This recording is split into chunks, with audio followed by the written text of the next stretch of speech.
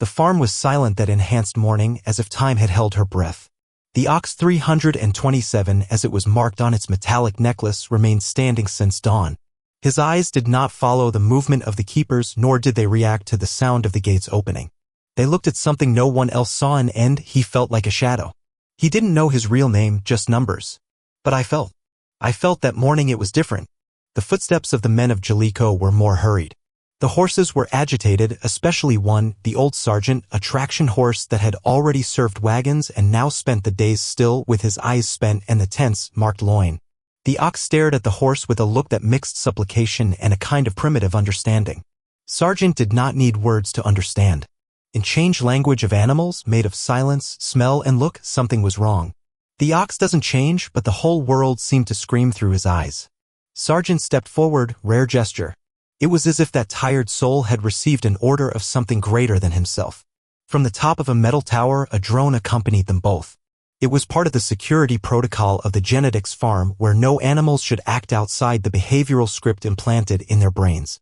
But that morning, the 327 boy had deactivated the chip itself with violent head movements the night before. And now, with the mind freed, he sought the only way out that instinct offered him, the horse.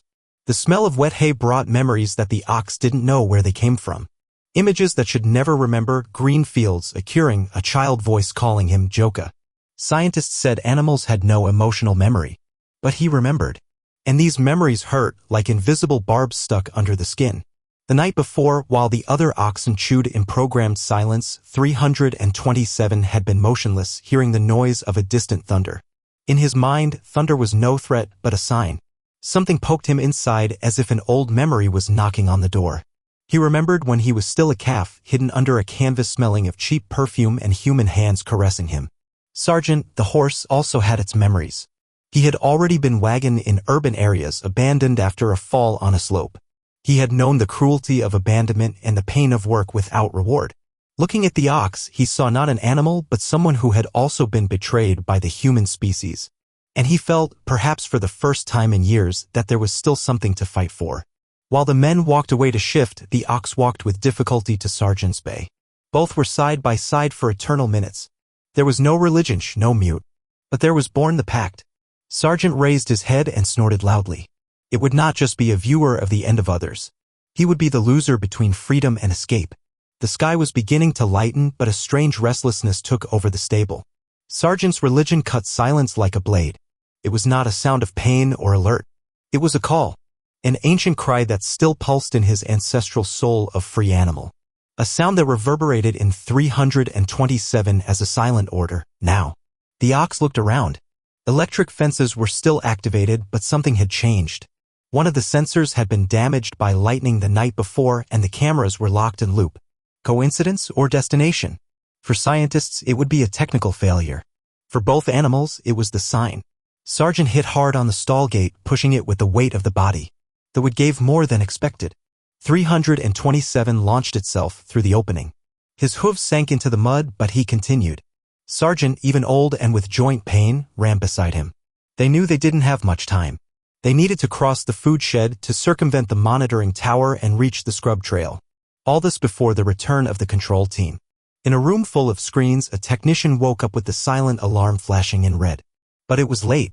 When the shed's camera was restored, which she showed shocked, an ox and a horse running together like fugitives from a visible prison. Two animals united by pain, memory, and now for freedom. The last fence was old, with crooked iron and barbed wire. He had never been fixed because no one imagined that an ox could reach it. Sergeant knew that passage. He had tried to escape there, years before, but had been recaptured. Now, with the ox next door, there was a new chance. Not of yourself, but something bigger. The ox stopped before the fence and looked up.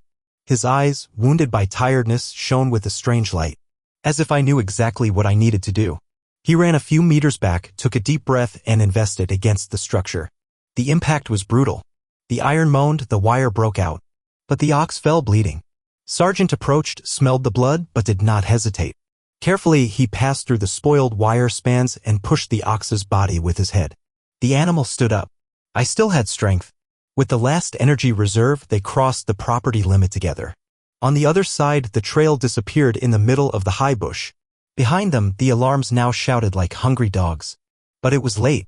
For the first time in decades, two animals fled from a genetic experimentation center and thrown into the world. Scientists who would investigate this case would not believe it. But the data would be there. The escape was just beginning. The trail they followed was taken by thick fog, like a veil between the world they left behind and the unknown ahead. The sound of the alarms no longer reached them, but fear remained. Each step of the ox made the blood drain through the wounded paw. Sergeant, attentive, adjusted the pace to protect him as an old soldier leading an injured brother away from the battlefield. The forest was too quiet. Only the muffled sound of the paws on the earth and the tired of the two filled the space. The trees seemed to observe them, silent witnesses of boldness. The ox vaguely remembered from places like that in dreams, or would it be real memories? He could not distinguish. What I knew was that I needed to follow. To live. Sergeant stopped by an old oak with hollow trunk. He stuck his head into the tree and withdrew a piece of rope with us. It was your hiding place. At some point in the past, he had been there. He had run away, he had come back, left clues. The ox lay out exhausted as the horse bit some thick leaves and placed them on the wound. An instinctive attempt to heal. While the animals recovered forces, a group of researchers gathered at the genetics center. The data showed something unexpected. The heart and horse's heartbeat were synchronized. Emotional monitoring software, developed to map reactions, indicated mutual empathy. An older scientist whispered, "This is not an escape. This is a connection." At dawn, the ox tried to get up, but the paws trembled. Sergeant placed himself beside, immovable like a living wall. It was as if to say, "Support in me."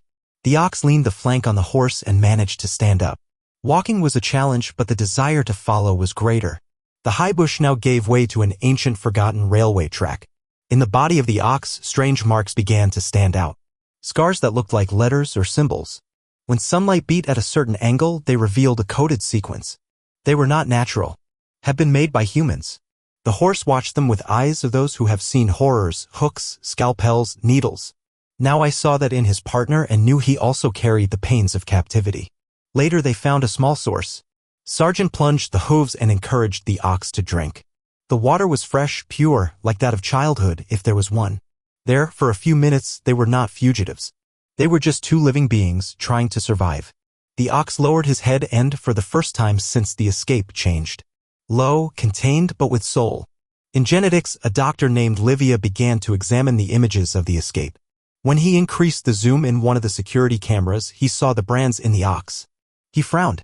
This was not in the official reports. I typed a special password and accessed restricted files. What he saw made his face pale. The Boy 327 was part of an experiment canceled 9 years ago, considered too ethical to be revealed. Livia, now shaken, remembered something. When he was young, he had participated in the creation of a project called Impatium, which aimed to develop emotional connections between different species. A project rejected by investors for romanticize animal biology. The Ox 327 was one of the first embryos of this research. And the horse, according to old archives, had served as a receiver of effective stimuli. Those two already knew each other. Always. On the trail, the ox was beginning to show signs of recognition. He smelled of Sergeant's neck more often as looking for memories and odor. Sergeant responded with soft touches, brushing his head on his friend's flank. They were two bodies marked by pain, but they had reunited after years in extreme circumstances. It was more than friendship. It was reunion of souls. The hours passed. The trail led them to an old abandoned station. There were remains of a cargo car, semi-covered by leaves and vines. The animals entered exhausted. Sergeant lay down beside the ox, protecting him with his body. As they slept, an old man who lived in the surroundings watched from afar with binoculars. It was called your Adamar. Adamar did not believe in coincidences. He had dreamed of an ox and a horse for weeks away from a dark place. When she saw them both in the old wagon, their hearts fired. I didn't know who they were, but felt that I needed to protect them. He walked to his cabin, took an old radio, and whispered in an amateur radio frequency. They arrived. While the animals rested and Adamar gathered courage to intervene, genetics triggered a new character, Dr. Mauricio Kramer, the original creator of the Impatium project. Expelled years ago by ethical violations, he was in isolation but was now called discreetly. They knew he was the only one who could understand how the ox and the horse had established that deep connection. Mauricio arrived at the gray label farm, tired eyes and hard countenance. He observed the images of the escape, analyzed the pulsations, the emotional features. It murmured, they remember. For him, that was not just biology, it was soul. A legacy of yours that should never have been buried. Now I live, pulsating, running away, and perhaps conscious. Adamar, in turn, slowly approached the wagon. It carried carrots, fresh grass, and a bucket of water. I didn't want to scare the animals. He put everything at the entrance and retreated. Sergeant opened an eye. Smelled. It approached. The ox, too. They ate with caution. The old man smiled and whispered, "Stay. Here no one will hurt you." The next morning, seeing that the animals were not gone, Adamar took an old cell phone and took pictures. Then he went up to a hill and called a journalist friend. "I have something the world needs to see," he said. In minutes, the images began to circulate in clandestine forums and social networks. The ox and the horse had become symbols. But they didn't know that yet. In the dark room of genetics, Mauricio watched the images sent by drones in real time. When he saw old Adamar feeding the animals, he murmured they found the caregiver. In the old survey, the Impatium project provided for a human reception element, someone who established the final link between species. Unknowingly, Adamar fulfilled this role. Meanwhile, the ox was beginning to manifest unusual behaviors. He scratched the earth with his hooves, formed circles, stared at the sky. It was like trying to communicate with something invisible. Adamar watched that with amazement. I never turned an ox to act like that. It was not instinct. It was language. But who would understand? Sergeant seemed restless. He walked in circles, pushed the ox gently. The sky was beginning to darken. A storm was approaching. Adamar knew they needed to leave, but I didn't know where to take them. He decided to go down to the village and ask for help from an old student who was now a veterinarian. He took a piece of cloth with ox blood. Hours later, while the storm began, a scream cut the night. It was not human. But it wasn't animal either. A scream that echoed from the bottom of the wagon where the ox remained lying down, his eyes fixed to nothing. The trees silenced. Even the wind stopped for a second. A cry that no one heard, and yet everyone felt. Upon waking, Adamar noticed that the ox was restless. He shook his head from side to side as if he tried to remove something stuck to his neck. Sergeant approached carefully, smelled the metallic necklace, and then walked away. The old man crouched down, better observed the artifact, and noticed small grooves on the inner sides of the necklace. They were not just brands, they were inscriptions, tiny, almost invisible. Adamar carefully removed the necklace with the help of a fishing knife. With a magnifying glass and sunlight, he read what was written, numerical sequences, letters mixed with mathematical symbols, and what seemed to be a geographical coordinate. But among the codes, there was a more depth recorded word, empathium. He froze. I knew this was not a common livestock thing. It was something much bigger. He ran to his cabin and searched an old box of documents, ribbons, and newspapers. There he found a yellowish scientific journey that he almost mystically mentioned, a survey interrupted in the 1990s that promised to revolutionize the way humans relate to animals. The name of the project was the same, empathium. At the time ridiculed, charged with pseudo-ideological delirium. Now alive before your eyes. Meanwhile, in genetics, Dr. Livia finally located the same data in secret files. She noted astonishment that the necklace codes corresponded to a specific region of the mountain near the location of the old wagon where the animals were hidden. Your heart has accelerated. If anyone found it before them, they could erase it all over again. For the first time in his career, Livia decided to disobey orders and act on her own. Adamar knew that necklace was not just an identification, it was a key. Maybe a map. Perhaps a confession. But at that moment, more urgent than understanding the codes, it was keeping the ox alive. The wound on his paw was infecting, and Sergeant was starting to act restlessly, pushing his friend with his head as if he presents the severity of the situation. Time was not in their favor. Without wasting time, Adamar prepared an old wagon that kept for emergencies. He adapted her so that the ox could lie down without aggravating his wound, and with an almost superhuman effort guided by Sergeant made the ox rise with difficulty. He covered it with tarpaulins, threw hay over, and left the old Sarah trail. Your destination, your former student's makeshift office, the veterinarian Julia. It was a risky chance. Maybe the last one. The road was treacherous. It rained thin, and the holes of the way seemed to swallow the wheels of the wagon. But Adamar didn't stop. Sergeant was going next door, sometimes trotting, sometimes stopping to see if the ox was still aware. With each curve, a thought crossed the old man's mind, what if it's late? What if all this is in vain? But there was a force inside him that pushed forward as if fate was lurking, waiting for that moment. Hours later, they arrived at the little place where Julia lived. She was surprised by the scene: an old man with desperate eyes, a wet rain horse, and a semi-in-law covered canvas ox. As she removed the cloth, she widened her eyes. "My God! This animal is not normal," he said. Adamar put the metallic necklace in her hands and responded firmly, "No. He's unique. And this may be our last chance to save him and to prove that it was all true." At genetics headquarters, the name Shed 7 was rarely mentioned aloud. It was one of the first genetic test centers of the company, sealed more than a decade after an unclogged incident. But now, in the face of the coordinates found in the necklace and escape of the 327 boy, the attention returned to that place. Dr. Mauricio Kramer required immediate access. He knew that there were answers that had been buried under layers of silence and concrete. The security team hesitated, but given the order of one of the founders of the project, opened the shed. The door ranges like protesting. Inside, the air was heavy, damp, and the smell of chemicals pervaded everything. Bashed boxes with faded labels, burnt photographs on edges, and dust-covered monitors told the story of a time when science believed they could teach feelings to animals. And almost did it. In the center of the room was a cracked glass capsule. Inside, remnants of amber liquid and loose strands hung like roots. It was there that the Ox 327 had been managed. Mauritius approached and touched the glass with his fingertips. His eyes filled with tears. They were right all the time. But no one had the courage to continue. An assistant activated an old server and, with some luck, the data began to reappear. Among the files were testing videos between the bovine embryo and emotional stimuli transmitted by support horses. One of them was undeniably Sargent. During the tests, the brain waves of both animals synchronized in times of stress and comfort. The ox had learned to trust Sargent even before he was born. And now, years later, their escape rekindled a truth that science had abandoned: feelings are not human property. The rain had ceased. A different wind blew in the morning, one who seems to carry promises of change or break.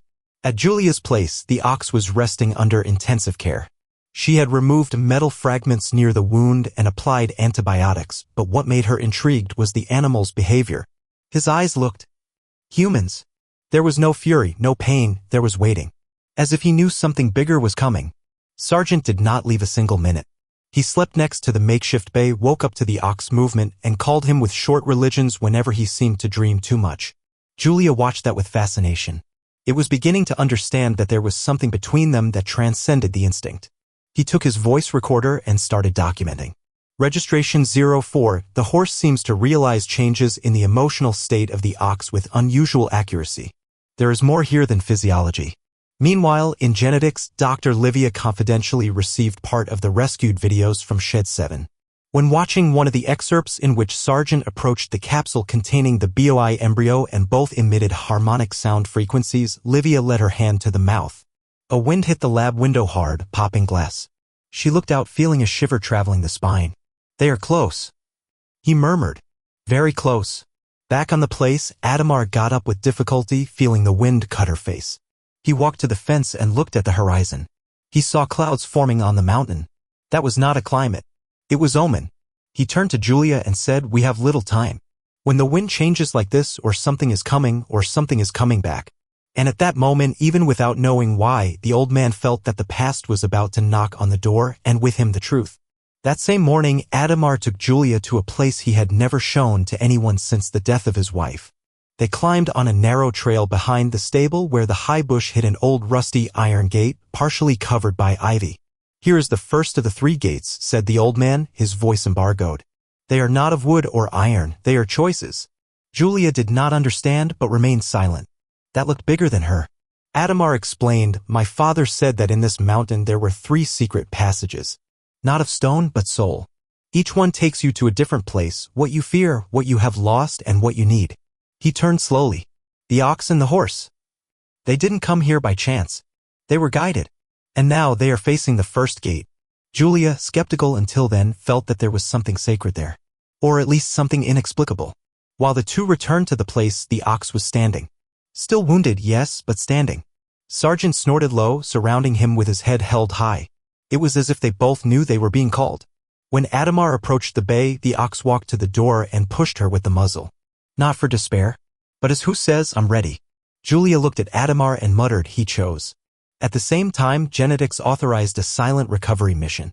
3 black pickup trucks departed to the mountains, equipped with tranquilizers, non-lethal weapons, and 2 infiltrated federal agents. The protocol was simple: recover the ox, capture the horse, and silence any human involved. But what they didn't know was that they were about to cross their own gates as well. And not everyone would come back. The afternoon sun crossed dense clouds, throwing gold bundles over the slope. The still damp land of recent rain left the floor slippery, and the wet grime stuck to Sergeant's hooves as he guided the ox through the narrow path of the trail. Julia watched in silence, holding a flashlight and a bag with medicines. The plan was to take them to a safe clearing, far from the reach of any sign, to decide the next steps. Adamar, ahead, cleaned the way with a machete spent. The years seemed to have disappeared from his body. There was a new force in his gestures, as if moved by a greater mission than himself. The ox, even wounded, walked firmly, every step marked by an almost ceremonial sense. He was no longer just an animal. She was a carrier of something: memory, secret, revelation. And Sergeant, next door, was the guardian. In the distance, the muffled snoring of engines was heard. Julia stopped and looked up. "They are coming," he said, feeling his chest tighten. The old man nodded. "But they won't find what they are looking for. Not here." The trail was bifurcated there. One took to the dirt road, another to the clearing of ancient ruins, where the second gate, according to Adamar, would only reveal himself to those who had the courage to face what he lost. Without hesitation, Sergeant chose the left path. The wet grass. As they stepped on the new trail, a strange silence took over the woods. There was no bird singing, nor the rustle of the wind.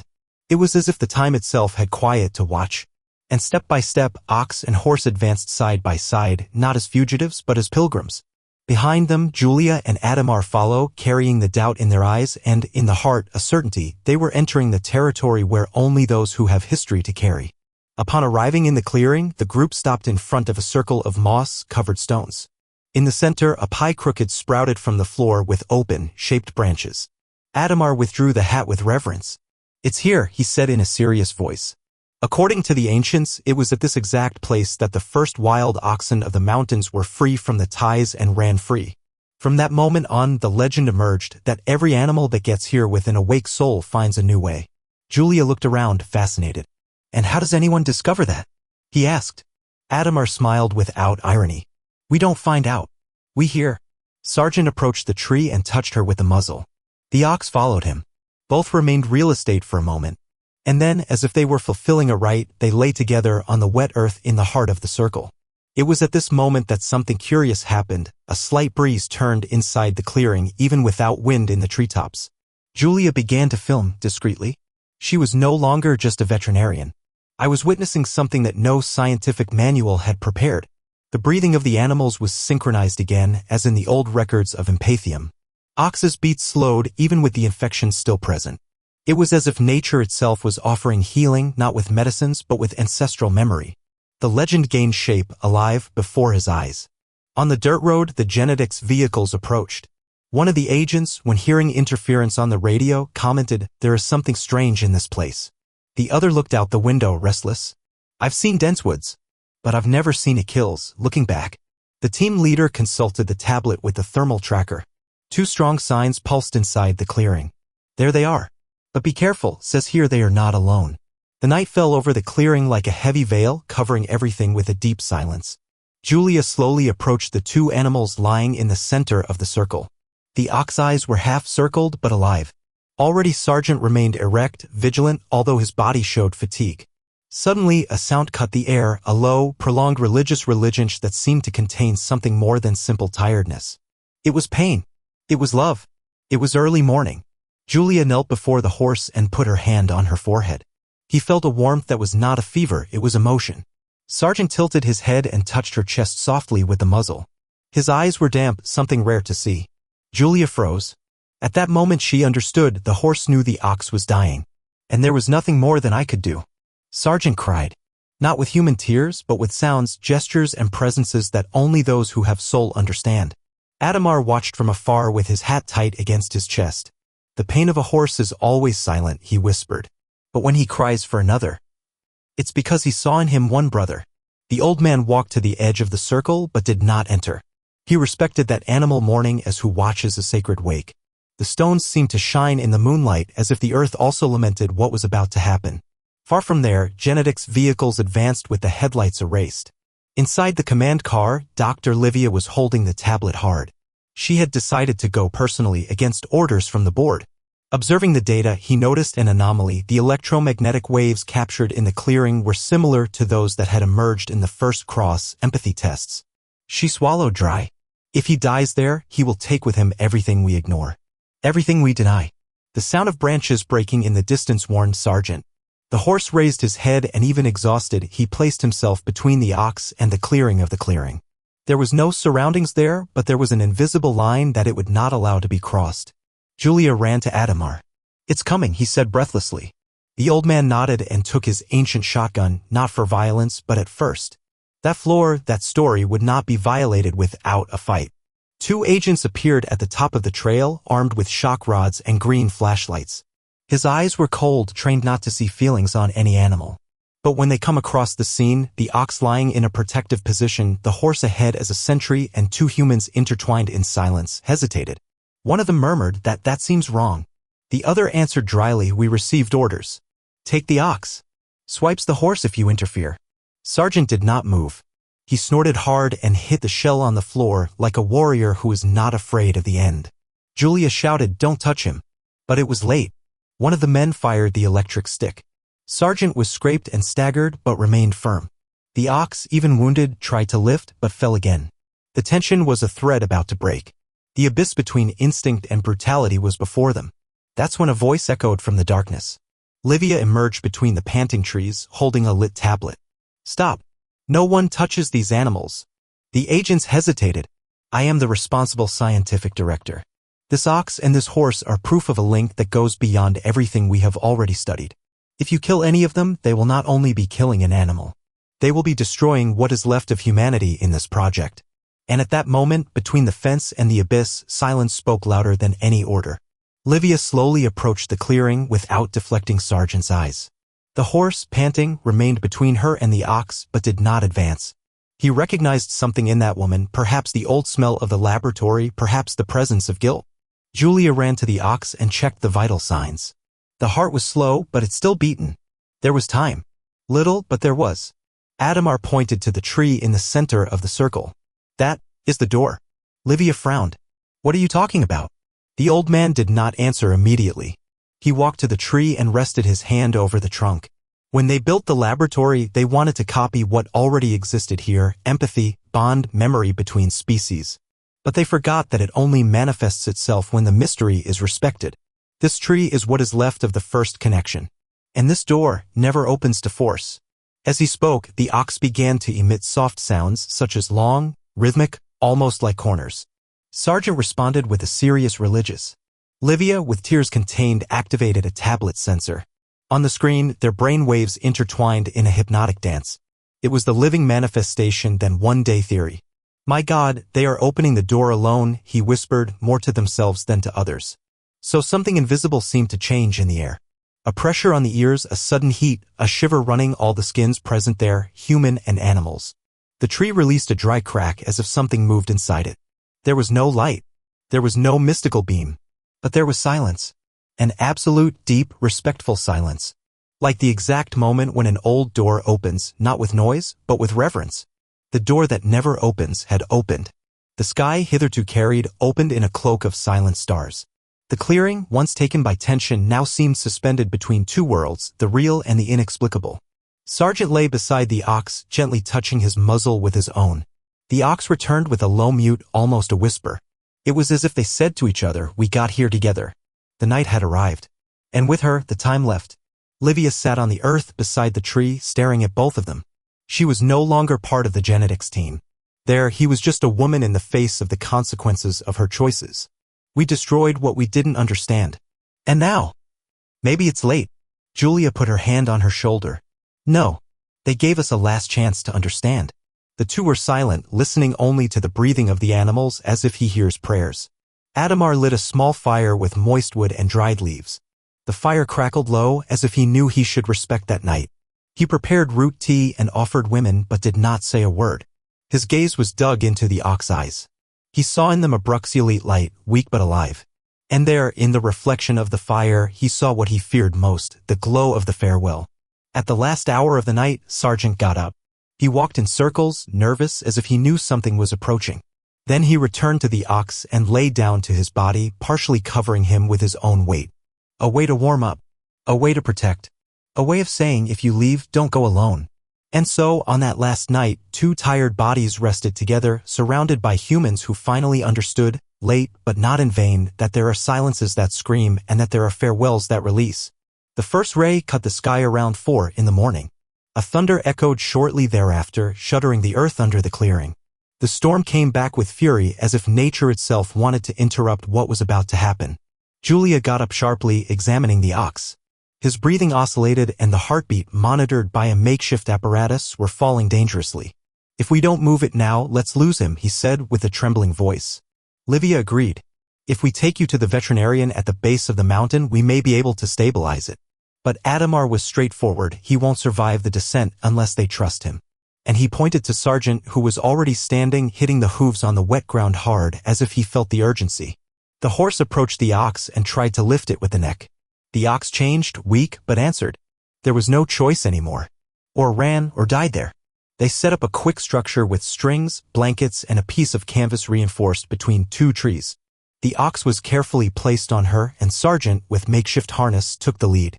While the rain was beginning to fall into thick drops, the horse pulled with all the strength that was still left, dragging the slope friend below through the slippery trails of the mountains. It was more than physical effort, it was an act of faith. The race for survival began under lightning, mud, and fear. Julia and Livia followed back, falling, slipping, shouting instructions. The oxen moaned but remained alive. Sargent, stewed, snorted like an old locomotive, guided by something larger than instinct. Each overdue meter was a victory against time, against death, against ignorance. At that moment there was no science, there was no legend, there was only love. And that was what made them continue. The day was beginning to shyly lightening while the trail narrowed between slippery ravines. The rain had turned the floor into a thick, treacherous red clay rug. Sargent continued pulling the improvised structure with the ox on it, but now each step required more than muscles, demanded soul. The weight was not just about the partner's body but the responsibility of saving him. The earth sank under its hooves and yet it did not stop. Julia and Livia came close behind, stepping on the horse's footsteps as if it kept them firm. At one point, the trail gave a little and the canvas slid a few meters downhill. A scream cut the air. The ox almost slipped completely, but Sargent fought the pause, resisted, and held the weight with his own body. The ropes crashed. Everyone's heart seemed to stop for a second. And then, millimeter per millimeter, he pulled the ox back. Around the woods watched in silence. Birds, which would usually follow the sunrise with festive corners, seemed in respectful mourning. The clay kept the marks of each step, profound fights of struggle and insistence. It was as if the earth wanted to register on his skin that route so that it would never be forgotten. And every footprint left by Sargent seemed to nail an invisible verse from the story that was written there. When they finally reached the beginning of the dirt road where an old jeep was waiting for them, Julia looked back. He saw the trail left by the escape, a trail of deep, stained blood and mud, serpenting between the trees. That way, in that red clay, was more than revolving land. It was proof. It was testimony. It was screaming. And in that sacred silence of the woods, Julia whispered, they wrote everything without saying a word.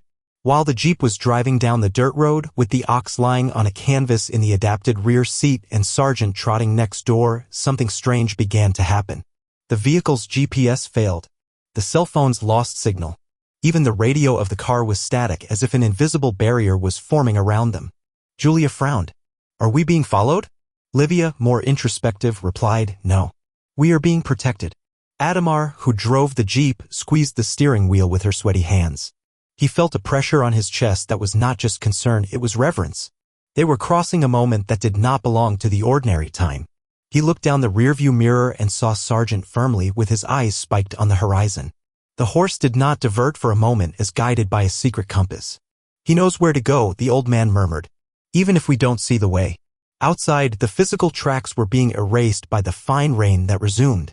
The earth received those marks as relics but would not allow them to be found by anyone. Only those who understood the signs not with the eyes, but with the heart could follow them. It was a journey marked not by maps, but for invisible tracks, looks, gestures, vibrations. The story was being told in a language that few humans still knew how to read. Inside the jeep, the ox oscillated between consciousness and numbness. His breathing was shallow but constant. Julia held her paw firmly, muttering words that she herself didn't know where they came from. Words of comfort, courage, forgiveness. Traces of humanity, anyway. And then, when they looked in the distance and saw the first antenna of the veterinarian, Sergeant relinquished loudly, a sound that didn't ask for help but announced arrival. The impossible was about to cross the line of the rail. The jeep stopped before the rusty gate of the former Sarah veterinarian, disabled for years but still with enough structure for emergency care. As soon as they descended, Julia and Livia prepared the space quickly. They spread blankets on the cement floor, connected the portable generator, sterilized instruments. The ox was carefully placed on a padded canvas. Sergeant stood at the door as if he remedies guard. In the midst of preparation, an elderly man approached. Tall, slow speech, wide flap hat. It was called Dr. Ernesto, the first veterinarian in the region, retired for decades. Seeing the state of the animal, he widened his eyes. "This is the ox of the clearing, isn't it?" Julia hesitated. "How do you know that?" He answered, "Because I dreamed of him. 3 nights in a row. He called me. He said he needed to be heard." Women looked at each other astonished. Dr. Ernesto knelt beside the ox, withdrew the gloves and touched his hand on his forehead. He closed his eyes for long seconds. Sergeant remained motionless as if recognized that gesture. Then, in a low voice, the old man said, "He doesn't want to be saved. He wants to be understood. He wants to leave something before he went." Everyone silenced. And at that moment there was no technical jargon, no hurry, no protocol. There was just listening. It was then that Livia understood. The Empathium Project never aimed to create empathy between species. It was about rekindling listening in the human being.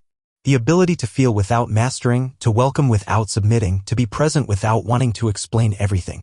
Dr. Ernesto, with his aged hands and clean heart, was the first to listen for real. And as he listened, not only saved an ox, he reconnected all there with something that was long forgotten, the soul of listening. While the ox was treated with delicacy and silence in the old veterinarian, the outside world began to throb.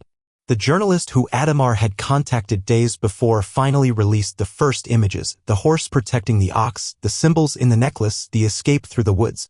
Social networks reacted as a dry straw fire. The ox you thought. The friendship that shook science. The story that can change everything. And then the press arrived. Cars with logos from large broadcasters parked before the genetics gates, requiring explanations. Reporters shouted questions, drones flying over headquarters, and hashtags spread as an epidemic. Hashtag 327 Argento became a symbol of resistance, empathy, of a collective awakening. However, the company's board opted for silence, claiming internal investigation, but the leaked files already said much more than words could contain. Meanwhile, independent journalists managed to locate Adamar and followed their tracks to the clearing and Shed 7. There, they filmed the rusty panels, the burned reports, the broken capsule. One of them, finding the Empathium name recorded on a fallen plate, looked at the camera and said, "This project was not buried, he escaped." In a few hours, the case gained international headlines. The truth, before confined to laboratories and silences, now breathed outdoors. Back to the post, Julia hung up her cell phone after seeing the first news. He looked at the still unconscious ox and for Sergeant, now lying beside him as if resting after crossing the impossible. "They did what science failed," he murmured. "They made the world listen." Outside, the press shouted. But inside, the story was still with eyes, sweat, and silence. Because the great truths, when they are finally born, need not raise their voice. While the commotion grew outside in the silent room of the old Shed 7, Livia examined dusty boxes and forgotten files. Between yellowish folders, he found a sealed envelope with the stamp of the Empathium Project and the date of 1997. His hands trembled as he opened that document. Reports, photos, and handwritten notes revealed that the first interspecies communication tests had been performed long before.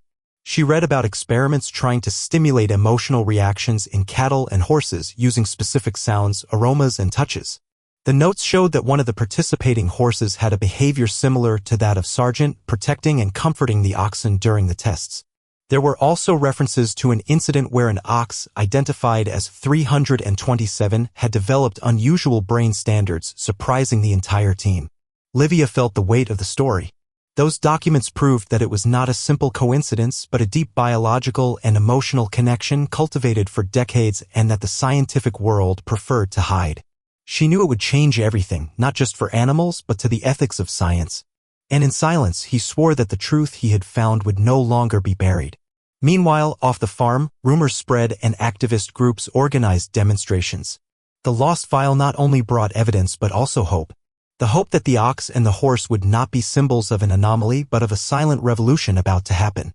The dissemination of the Pleads Project archives caused a storm in the scientific and public opinion. In a historical public hearing, scientists, politicians, and activists confronted themselves in Parliament. The ox 327 and the sergeant horse, now world symbols of animal empathy, were placed at the center of the debate not just as biological cases but as symbols of the ethical responsibility of science. Livia was called to testify. In his testimony, he detailed the experiments, the discoveries, and, above all, the deliberate concealment of the data that proved the emotional potential of the animals. We can no longer close our eyes to what we feel, what we perceive in others, even if they are from another species, she said, thrilled. The audience, divided between skepticism and emotion, saw science be questioned by its own values. On the other hand, industry advocates argued that such research could lead to dangerous genetic manipulations by endangering humanity. But the press and the public, packed by the courage of the ox and the horse, demanded transparency and respect for animal rights. Science, for the first time in decades, was in the defendant bank, judged not only for its methods but by its humanity. While the judgment continued, the world assisted the transformation of a narrative. What began as a silent request for help between two animals had become a global manifesto, a call to rethink the place of science, ethics, and empathy in our lives. And in the heart of this revolution they were, 327 and Sergeant, silent witnesses of a new era. The plenary lights of the Congress were lit until late that night. A group of previously skeptical deputies and senators now listened carefully to the testimony of common activists, scientists, and citizens who required profound changes in animal protection legislation. The case of Ox 327 and the Sergeant horse had become a symbol of struggle for empathy and respect for other species. A young deputy, Mariana Silva, took the word with passion. We can no longer treat sentient beings as objects. The history of these animals shows us that empathy is not a human privilege, but a right of all living beings. His speech echoed in social networks, mobilizing thousands to support a bill that reformulated the rules of animal experimentation and animal rights. Meanwhile, representatives of the agricultural industry tried to minimize the impact of repercussion, asking for more time to adapt to new standards. But the popular clamor and media pressure made it clear that the scale began to hang for a new paradigm, one where science and ethics walked together and where the voice of animals, even silent, would finally be heard. In the congressional lobby, Livia was talking to Julia and Adamar, thrilled. The way there was hard and doubtful, but now it seemed that the seed had been planted. The ox and horse were no longer just fugitive animals, they were catalysts of a social transformation. And while the voices rose in Congress, their story gained a new chapter, that of hope. After months of heated debates, the bill was finally approved. The new legislation began to recognize basic rights for breeding animals, including the guarantee of welfare, protection against abuse, and recognition of empathy as a fundamental element in the relationship between humans and animals. The case of Boy 327 and the Sergeant horse has been cited numerous times as an emblematic example of the need for this change. On the small farm where they now lived, away from the laboratories and the shadows of genetics, 327 and Sergeant found a new home. Adamar, Julia, and Livia began to take care of them with dedication and love. Their freedom was not only the absence of fences, but respect for the essence of those beings who had silently transformed the world around them. The press named the place as Sanctuary of Freedom, an open space for visits, ethical research, and environmental education. People from all over the country began to come to know the two animals that had taught a valuable human lesson. True freedom has name, face, and stories that deserve to be heard and respected. In the silence of the afternoons, Sergeant fired calmly next to 327, while Adamar watched with a serene smile. They didn't just run away from the farm, he said. They fled ignorance, fear, indifference. And they have shown us that freedom is a choice for all of us. Thus, the story of the ox and horse has become a lit flame in the hearts of many, illuminating previously invisible ways. That clear morning, something extraordinary happened. The sanctuary received an unexpected visit from an international group of researchers, activists, and journalists. Everyone came to see the Ox 327 and the Sergeant horse, the protagonists of a silent revolution that had moved the whole world. There, before those two animals, humanity was invited to reflect on their own values. Cameras filmed every gesture, every look, every quiet breath of those beings who, despite everything, had survived and inspired change. The ox eyes, deep and calm, seemed to carry unlisted stories, while Sergeant remained by his side, faithful as always. They were not just animals. They were living symbols of courage, resistance, and hope. That afternoon, as the sun was put, speeches were made, tears were spilled, and renewed promises. The world, for a rare and precious moment, stopped to see not what animals could do for humans, but what humans could learn from them. The silence that once surrounded them was now filled with voices of change, respect, and love. And so, the story of the ox that begged for helping the horse and the escape that shocked scientists and touched hearts did not end with a simple act of survival. It ended with a universal call for all of us humans to learn to listen, feel, and act with empathy. Because, after all, the real miracle is not on the escape, it is in the transformation.